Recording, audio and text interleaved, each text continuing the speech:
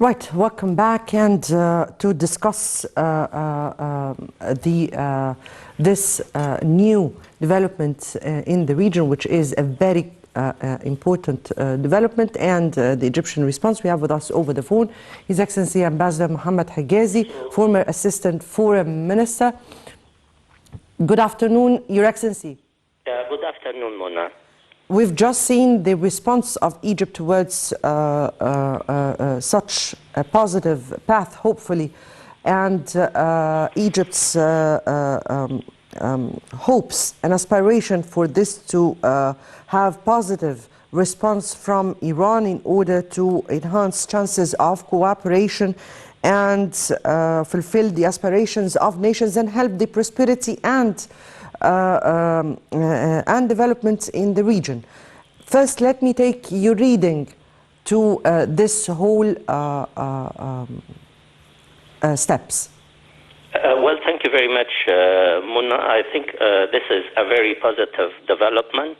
Restoring the diplomatic relations between two of the most important regional capitals, Tehran and Riyadh, is so important for regional stability.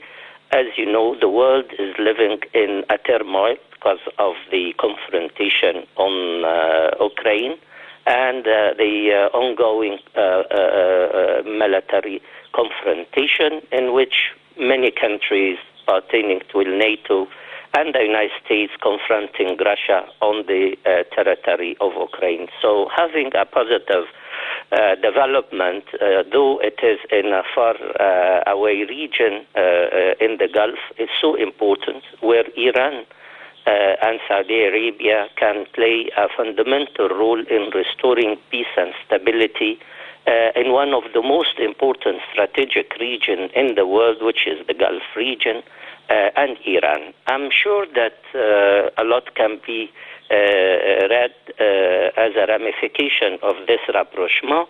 First, regional stability. Second, bringing in two capitals like Riyadh and Tehran together will definitely has its impact on the international peace and security and regional stability. I think Iran has become also a need for the West in this very important confrontation, where Russian oil and gas has been shortened to its minimum, and I think Europe and the West in general are in a dire need of the Iranian oil and gas. For that, the opening for 5+1 negotiation, to my reading, is very imminent, so that they will allow the Iranian supplies to come to the international market, who is in a dire need of this Iranian oil supply. To allow 5+1 into the equation will allow Iran to come to the international market with its supply. But this rapprochement between the West and Iran will not allow Iran to regain its financial and economic strength, but it will also worries and threaten, as it was the case in the first instance, or in the first 5+1 agreement, till the withdrawal of the United States from this. They will definitely bear in mind this time the interest of Saudi Arabia and the Gulf and the regional powers. So to open up discussion over 5+1 and reach a conclusion which will allow the Iranian oil and gas to supply the very needy market in Europe and elsewhere, an accommodation to the worries and fears of Saudi Arabia and Iran has to be met. So for that, I think the Chinese initiative was very important, and I think Iran will listen more to China, and the West will allow a diplomatic drive from China, because Russia, which is normally the closest to Iran, is no longer available as mediator and no longer acceptable as someone who can bring in accommodation of the Iranian nuclear program. Iran last week has accepted the return of cameras, and the chief inspector of the UN has been in an Iranian tour, and I think the doors has been now open for an agreement. The final touches will be put in the coming few weeks so that Iran and the West will reach 5+1 agreement, a new agreement that has to also carry some assurances to the Gulf region, because definitely it will avail to Iran a huge surplus of economic returns out of the sale of oil and gas, but it will also release the blocked amounts that is in the Western banks after sanction on Iran. So this economic might that will be put on the hand of Iran will definitely has its impact and fear over the Gulf region and Saudi Arabia. So this political drive that led Iran and Riyadh to an agreement is an orchestrated international diplomacy and drive to bring some assurances to the Gulf in preparation for an imminent agreement, 5+1, between the West and Iran. Right. Egypt has already hailed the path taken by the Kingdom of Saudi Arabia under the sponsor of China, because China has been the mediator in this case.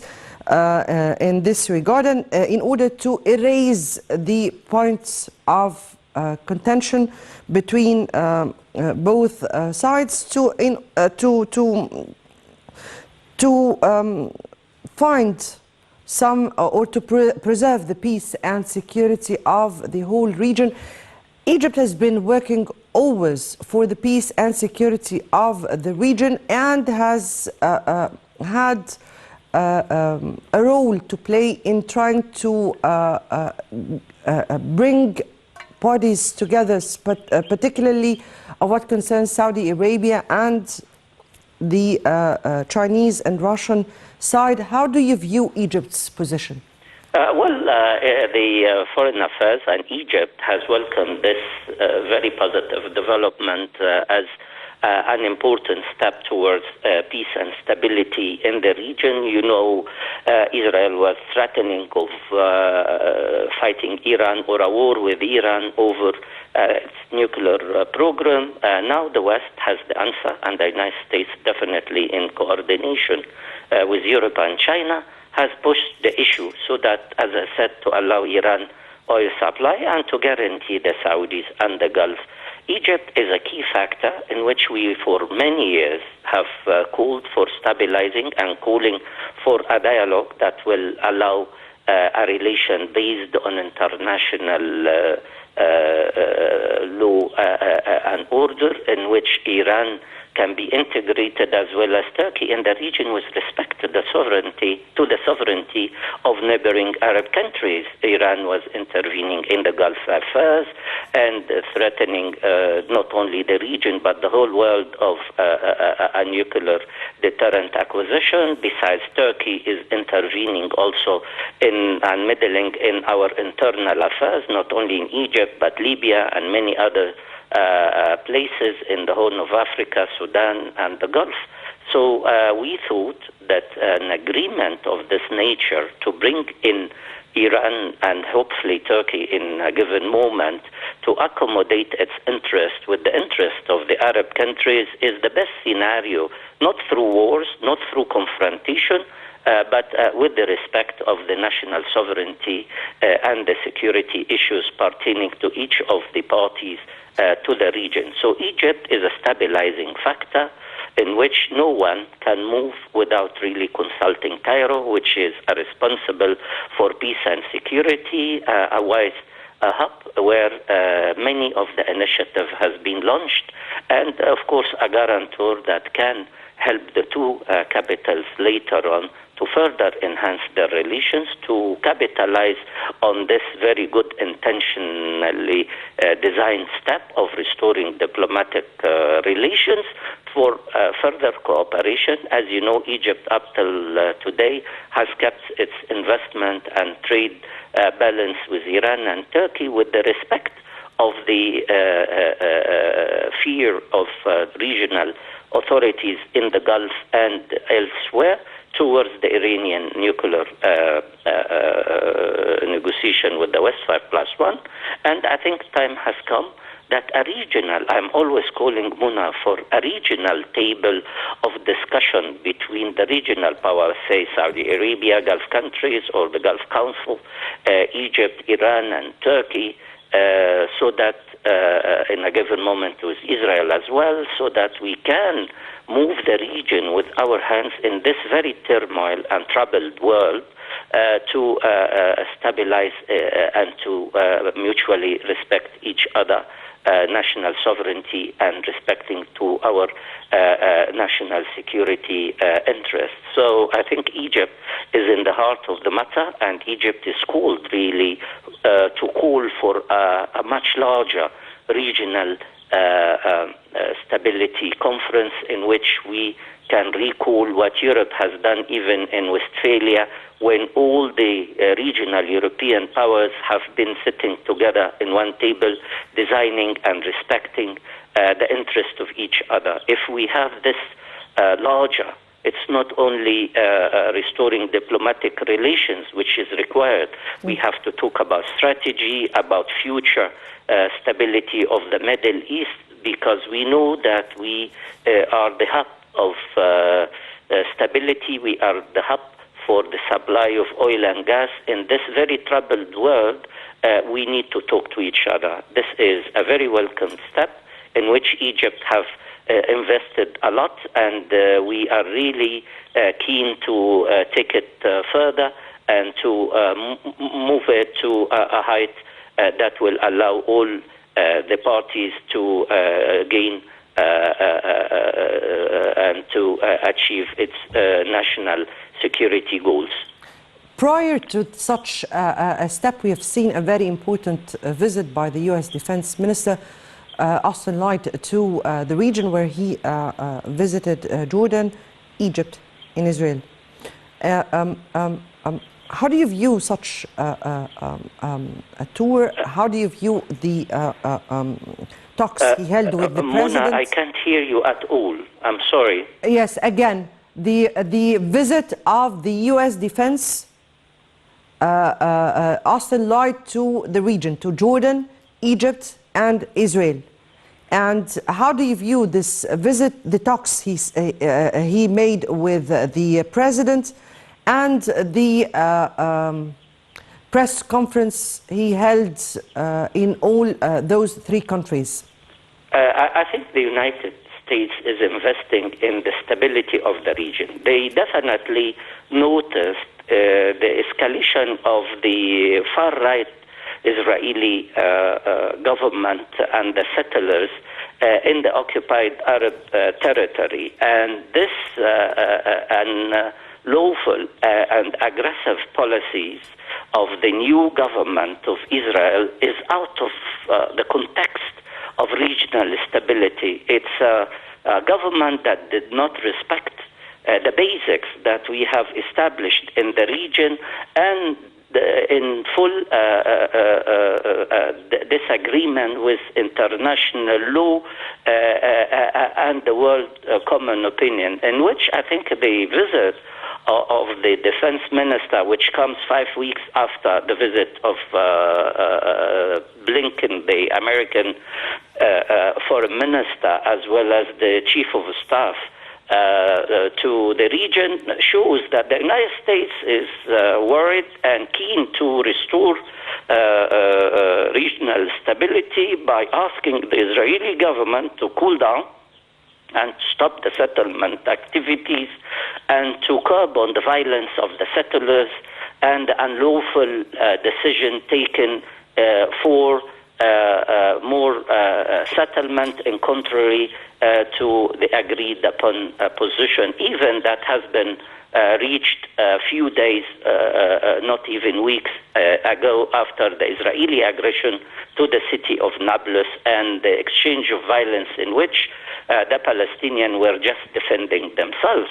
So if we look at the visit from an internal regional aspect, yes, of course, it is a call for the Israelis to stabilize and to stop provoking actions that have caused trouble in one of the region where many supplies being in the Gulf, in the Mediterranean, goes to Europe, in which it is in a very dire need, and time has come to tell the Israeli right-wing government to stop. That was the first conclusion. The second is that polarization and efforts of the United States to create some kind of regional but Iran also, Your Excellency, structure is very important, and I think Egypt, Jordan are in the middle of, and Baghdad is in the middle of this American strategy. But I'm sure that we all in the region are very much in favor of ending the conflict in Ukraine. We are not really bound by new regional axes, which is really confronting or disturbing the balance in the region, or helping one side or taking side against the other. All what we need in the Middle East is a stabilized region, and in the world is peace and stability, and we are heading for the holy month of Ramadan now, and we wish to see the world pacified, not only in our region but worldwide, and the human suffering of the Ukrainian people and the Russian people as well to be stopped, and Europe back to its feet, because we all suffer from this continuing violence on the toll in our economy, and the human toll also, and the economic toll is very high. We just came out of a very disturbing phenomena, which is the epidemic, the COVID-19, with all its human and economic ramifications. And we were thinking of restoring the international economy to where it was before the epidemic, but we were surprised by the disruption caused by the Ukrainian-Russian war and the involvement of almost all the Western countries, all the Western economy in tech attacks, being it sanctions, being it spending on military hardware, and the human suffering is huge. So time has come to work on diplomacies, and I think the Chinese initiative that has been put last few days is key to reaching an agreement. One aspect of this very important initiative was calling to the respect of the national sovereignty of the states, which addresses the Russian invasion of certain border areas. And the second part of the initiative was calling for the respect of national security of the countries. A clear reference should be made here to Russia.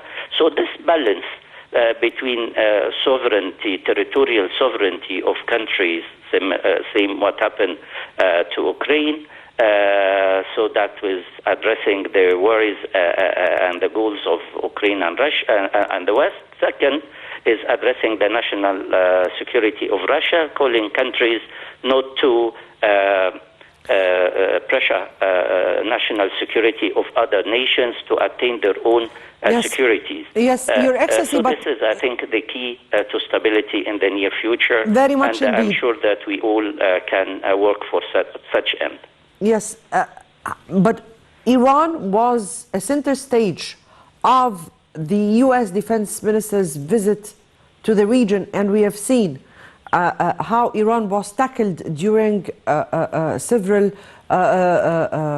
during at least the press conference between the U.S. Defense Minister and the Israeli Prime Minister.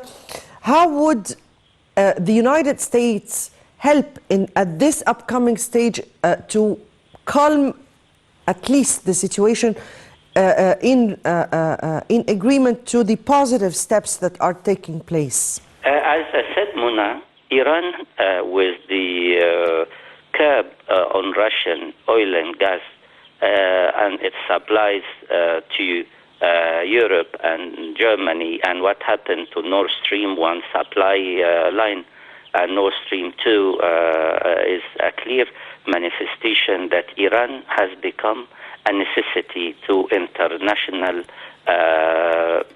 oil and gas market, and a strategic need to Europe. For that, I expect in the coming few weeks that 5+1 will be launched. As I mentioned, the chief negotiator was in Tehran recently, and Iran has restored the stopped camera in its nuclear site back to normal. So the visit of the defense minister to the American defense minister to the region was definitely covering many issues. One of it we mentioned, to calm the Israeli-Palestinian confrontation caused by the activities of the settlers and the irrational policies of the current right-wing Israeli government, but also to refer to Iran and to guarantee to the Gulf nation that the agreement that will follow 5+1 negotiation, which will be open, I presume, very soon, which will restore Iran oil supply back to the market. That is the second part of his agenda, and also to calm the worries that was risen by the Israeli threats to Iran, because no one is in need for another confrontation in such an important region, and no one will ask Israel to confront Iran to stop the supply in a very needy era of the world history, and Europe in particular, where the Iranian oil and gas has become a necessity, and a soft landing to Iran, to regional politics and to international oil and gas market will happen, and it will happen very soon. Yes, Your Excellency, Ambassador Mohamad Hegazy, former Assistant Foreign Minister, thank you so much for being with us and for your input here.